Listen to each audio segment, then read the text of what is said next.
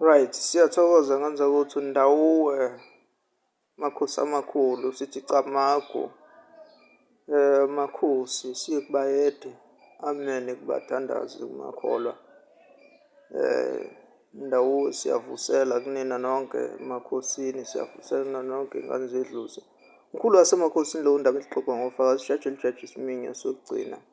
Umathule ngathi angaboni undaba elixoxwa ngofakazi, umoya lovunguza ukuthanda kawo. Indaba yedida abaningi besala bebala amabala empangele. No, mkhulu wasemakhosini usasekhona kakhulu ngani zawuthi ake sixhume nje la kuwena ofikayo noqala ukubona ividiyo kamkhulu wasemakhosini. Please do make sure that you subscribe kwividiyo kamkhulu wasemakhosini, usubscribe kakhulu kule channel, ulalele some previous videos. Ngenzeka ukuthi unombuzo kanti umkhulu wasemakhosini siwake wawuphendula, and attend all live bethu. Please press the notification bell and usharishe nawe abanye bakwazi ukuthi babuze nxa behlangene nje. Umkhulu wasemakhosini ngithi esikhulumelana ngokuba lazy yini edala ukuthi izithunywa zakho zibe lazy noma kwawena ube lazy. Ukuqala nje ukuba lazy kwesithunywa kusuke kudala izinkinga osuke ubhekane nazo kwawena empilweni. Kuyenzeka uthole ukuthi ucindezelekile ngenxa yesimo sezitha.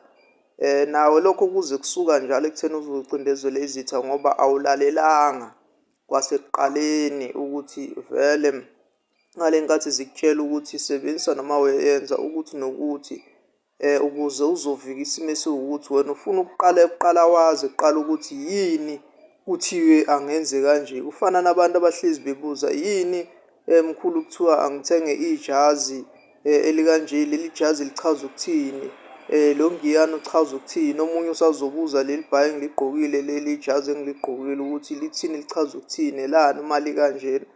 Yonke leyo nto iyo lento enibambezelayo enenza ukuthi nigcine ningabi successful ngoba igcine ney'thunywa zenu zibe lazy noma gcine zinidikila, nigcine senidayiseke ey'thunyweni, nidayiseke ey'theni, nibhedelwa izinto kungenxa nje yokungalaleli.